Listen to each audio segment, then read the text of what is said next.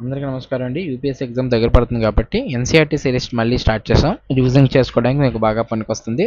మీరు ఏదైనా వర్క్ చేసుకుంటున్న, ట్రావెలింగ్లో ఉన్న, టైం వేస్ట్ అవ్వకుండా మా ఎన్సీఆర్టీ సిరీస్ మీరు చూసి మీరు మొత్తం అన్ని రివిజన్ చేసుకోవచ్చు. లెట్స్ స్టార్ట్ అండి. ఒకవేళ యూపీఎస్సీ ప్రిపరేషన్ స్టార్ట్ చేద్దాం అనుకున్న ఎన్సీఆర్టీస్కి వెళ్ళిపోయే ముందు మా వీడియో చూసి మీరు ఎన్సీఆర్టీస్కి వెళ్ళొచ్చు. ఇట్ విల్ బి హెల్ప్ఫుల్ అనమాట. స్టార్ట్ వచ్చేసరికి మనకి మూన్తో స్టార్ట్ అవుతుంది. మూన్కి 2 ఫేజెస్ ఉంటాయి. ఒకటేమో ఫస్ట్ 15 డేస్ ఫుల్ మూన్ అయితే నెక్స్ట్ 15 డేస్ న్యూ మూన్ ఉంటుంది. అంటే 15 డేస్ గ్యాప్లో ఫుల్ మూన్ వస్తుంది, న్యూ మూన్ కూడా వస్తుంది. ఫుల్ మూన్ అంటే మనం పౌర్ణమిగా జరుపుకుంటాం, న్యూ మూన్ అంటే అమావాస్యగా జరుపుకుంటాం. అయితే మన సోలార్ సిస్టంలో లేదా మన గ్యాలక్సీ అన్నిటిలోనే ఉన్న బాడీస్ని, స్పేస్లో ఉన్న బాడీస్ని సెలెస్టియల్ బాడీస్ అంటారు. Heavenly bodies. సెలెస్టియల్ బాడీస్ అంటే హెవెన్లీ బాడీస్ అని అంటాము. అయితే ఏ సెలెస్టియల్ బాడీస్ అయితే have their own light and heat, ఆ సెలెస్టియల్ బాడీస్ని మనం స్టార్స్ అంటాం. స్టార్ యొక్క డెఫినేషన్ తెలుస్తుంది కదండి. Celestial body which emit their own light and heat, those celestial bodies are called stars. అయితే is a group of stars which combine to form a new shape. Those group of stars are known as constellations. Those stars which combine, a group of stars which combined to form a new shape. అంటే ఆ stars అన్నిటిని మనం Jat down చేసుకుంటూ వెళ్ళిపోతే మనకు ఒక new shape వస్తుంది అనమాట. ఆ వచ్చే షేప్ని, ఆ గ్రూప్ ఆఫ్ స్టార్స్ని మనం కాన్స్టలేషన్ అంటాము. మనకు బాగా పాపులర్ అయిన కాన్స్టలేషన్ పేరు సప్తర్షి కాన్స్టలేషన్. అంటే 7 స్టార్స్, 1 2 3 4 5 6 7, ఈ 7 స్టార్స్ ఒక గ్రూప్గా ఫామ్ అయ్యి ఒక షేప్ని మనకి ఇస్తాయి. ఆ షేప్ని మనం కాన్స్టలేషన్ అని అంటాం. అది సప్తర్షి కాన్స్టలేషన్ ఉంటుంది. ఈ సప్తర్షి కాన్స్టలేషన్ వర్సా మేజర్ కాన్స్టలేషన్ అంటే బిగ్ బేర్ కాన్స్టలేషన్లో పార్ట్ అనమాట. అయితే ఈ సప్తర్షి కాన్స్టలేషన్లో ఏదైనా 2 స్టార్స్ లీనియర్గా ఉండి వాటిని కనెక్ట్ చేసిన పాయింట్ని మనం ఎన్లార్జ్ చేసుకుంటూ పోతే ఒక పాయింట్ దగ్గర కలుస్తుంది. మీకు హైలైట్ చేస్తాను చూడండి. ఈ 2 స్టార్స్ కదా,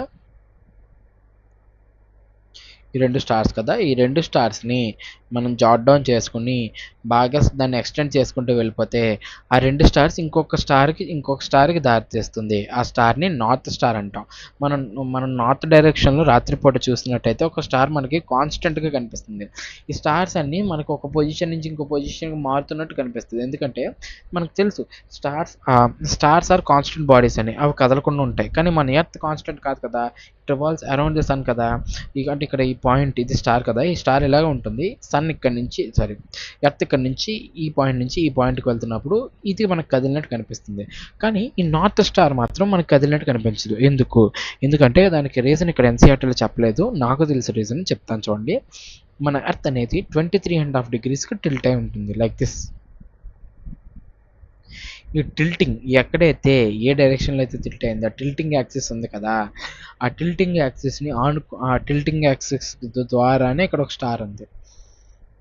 అంటే ఇప్పుడు ఉదాహరణకు మీరు బొంగరం చూసినట్టయితే, ఇది బొంగరం కదా టాప్. ఈ టాప్ చూసినట్టయితే టాప్ను మీరు తిప్పుతారు. టాప్ను మీరు తిప్పినా ఈ పాయింట్ మాత్రం మీకు కదలకుండా కనిపిస్తుంది. ఇప్పుడు ఒక బొంగరంని తిప్పినా దాని మీద ఒక ఎల్లో కలర్ లైన్ బాల్ లాగా ఉంటుంది కదా, ఇదంతా తిరుగుతుంది. కానీ ఈ పాయింట్ మాత్రం తిరగకుండా స్టాటిక్గానే ఉంటుంది. ఎందుకు అంటే మనం ఈ పర్స్పెక్టివ్ నుంచి చూస్తున్నాం. ఎక్కడైతే ఏ యాక్సిస్ నుంచి అయితే తిరుగుతుందో ఆ యాక్సిస్ మనకు కరెక్ట్గా ఐకి ఇన్సిడెంట్ అవుతుంది. ఇది ఐ కదా, ఇది ఐ. ఏ యాక్సిస్ ఇప్పుడు చూడండి, మళ్ళీ గీస్తాను నీట్గా. ఇది టాప్.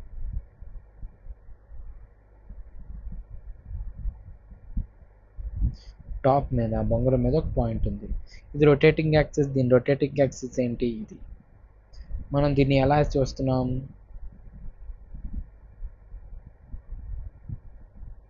ఇలా చూస్తున్నాం. ఇది హ్యూమన్ ఐ. మన ఐ దీని యొక్క రొటేటింగ్ యాక్సిస్ని ఇన్సిడెంట్ చేస్తూ చూస్తున్నాం. కాబట్టి దీని మీద ఉన్న పాయింట్ మనకు తిరిగినట్టు కనిపించట్లేదు. అలాగే ఎర్త్ యొక్క రొటేటింగ్ యాక్సిస్గా తిన్నంగా ఉన్న స్టార్ ఎర్త్ తిరుగుతున్న ఈ యాక్సిస్ తిన్నంగా ఉంటుంది కాబట్టి అది కాన్స్టెంట్గా ఉన్నట్టు మనకు కనిపిస్తుంది. అందుకే దాన్ని నార్త్ స్టార్ లేదా పోల్ స్టార్ అంటారు. ఏన్షియంట్ నావిగేటర్స్ దీన్ని చూసి నార్త్ డైరెక్షన్ని కనిపెట్టారనమాట.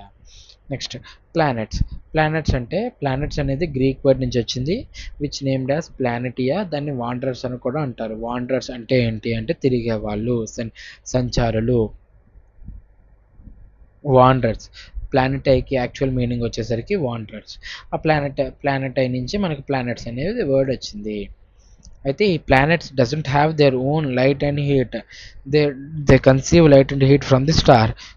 మన సన్ లైట్ అండ్ హీట్ ఎక్కడి నుంచి తీసుకొస్తుంది? ఎక్కడి నుంచో తెలుసా?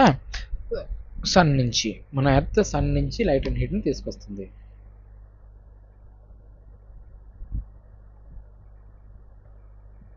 జూపిటర్కి, సాటర్న్కి అండ్ యురేనస్కి రింగ్స్ ఉంటాయి కదా, అవి రింగ్స్ కాదు, అంటే ఆ రింగ్స్ అలా నిజంగా ఉండవు, అవి స్పేస్ డెబ్రీస్ అనమాట, small debris. Jupiter, Saturn and Uranus యొక్క గ్రావిటేషనల్ ఫోర్స్ వల్ల అవి ఫీల్డ్ నుంచి తప్పించుకోకుండా అక్కడే తిరుగుకుంటూ ఉండిపోయాయి అనమాట. Next solar system. Excuse me. మన సోలార్ సిస్టంలో సన్ కాకుండా 8 ప్లానెట్స్ ఉంటాయి. సన్ స్టార్ కదా, అందుకే సన్ కలపకుండా 8 ప్లానెట్స్ ఉంటాయి మన సోలార్ సిస్టంలో. ఆ సోలార్ సిస్టంలో ఏంటి 8 ప్లానెట్స్ అంటే,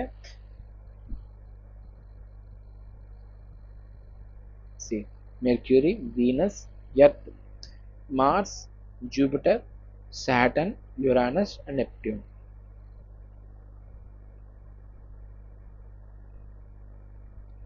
ఈ ప్లానెట్ని గుర్తుంచుకోవడానికి మనకి ఒక కోడ్ ఉందండి. My very efficient mother just served us nuts. Mercury, Venus, Earth, Mars, Jupiter, Saturn, Uranus and Neptune. మరి సన్ నుంచి ఎంత దూరం ఉన్నది, ఈ నెంబర్స్ మాత్రం గుర్తుంచుకోవాలండి.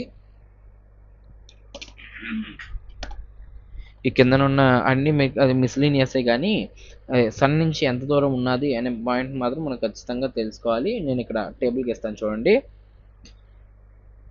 Let's start. మన కోడ్ గుర్తుంది కదా, my very efficient mother just served us nuts. అదే ఇక్కడ రాద్దాం చూడండి. ఏంటిది సారీ, పెన్ సైజ్ తగ్గించాలి.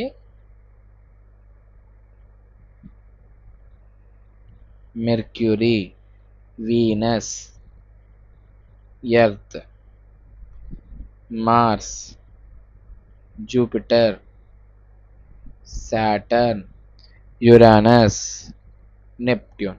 వీటి యొక్క డిస్టెన్స్ 58 మిలియన్ కిలోమీటర్స్.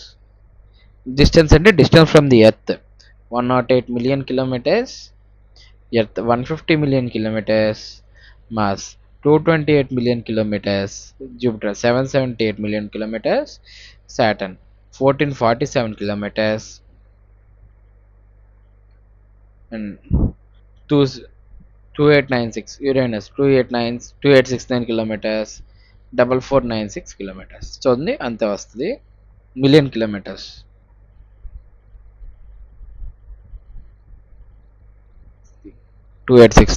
చూడండి 58, 108, 150, 228, 778, 1427, 2869 అండ్ 4496. ఇవి మాత్రం బాగా గుర్తుంచుకోవాలి.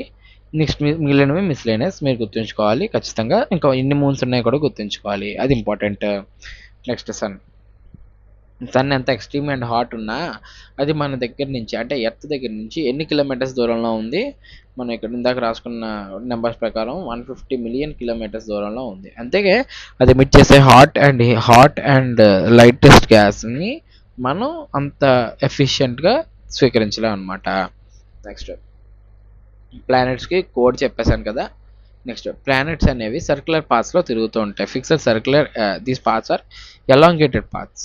దీస్ పాత్స్ అంటే orbits are elongated parts through which planets revolve around the sun చుట్టూ తిరిగేదానికి ఆ వేస్ ఉన్నాయి కదా, ఆ ట్రాక్స్ ఉన్నాయి కదా, అవి ఎలాంగేటెడ్ పార్ట్స్ అనమాట. వాటిని మనం ఆర్బిట్స్ అంటాం. నెక్స్ట్ ఇది ఇక్కడి నుంచి కూడా బిట్స్ రావచ్చు. సోలార్ సిస్టమ్కి ఎందుకు ఆ పేరు ఎందుకు ఆ పేరు వచ్చింది అంటే, సాల్ అంటే గ్రీక్ మైథాలజీ ప్రకారం సన్ గాడ్ అనమాట. అందుకే సోలార్ సిస్టమ్ అంటే రిలేటెడ్ టు సన్ కాబట్టి ఆ పేరు వచ్చింది. జియోగ్రఫీ, జియాలజీ, జియాయిడ్ అవన్నీ ఎలా వచ్చాయి? జీ అంటే ఏంటి గ్రీక్ భాషలో?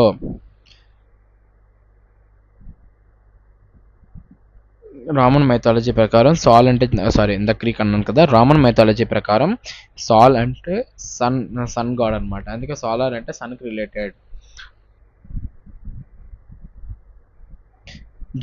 జియోగ్రఫీ అనేది ఇంగ్లీష్ వర్డే కానీ దానికి ఒక గ్రీక్ ఒరిజిన్ ఉంటుంది. జీ అంటే ఎర్త్ అనమాట.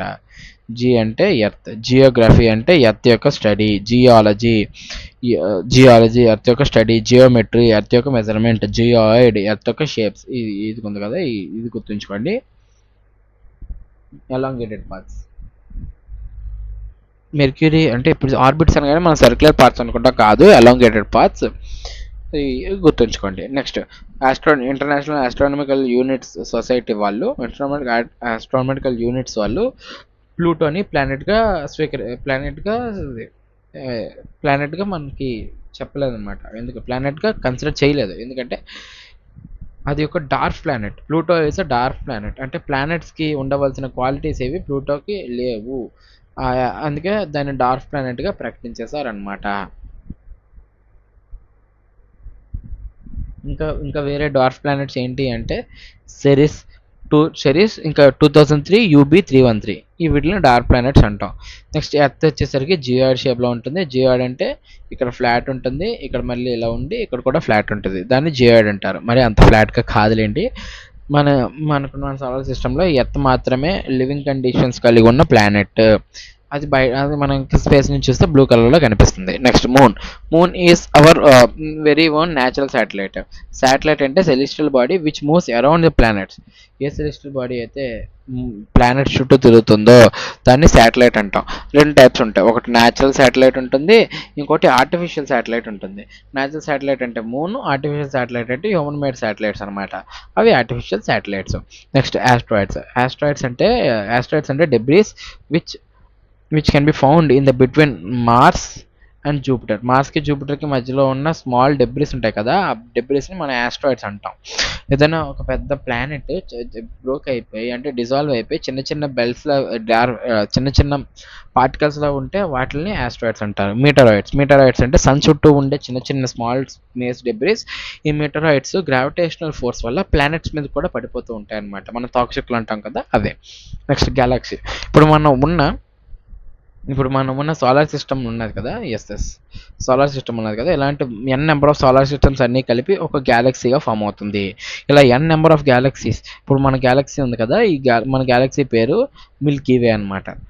మనం ఏన్షియంట్ ఇండియన్ మైథాలజీ ప్రకారం దీన్ని ఆకాశగంగా గ్యాలక్సీ అని కూడా అంటాం.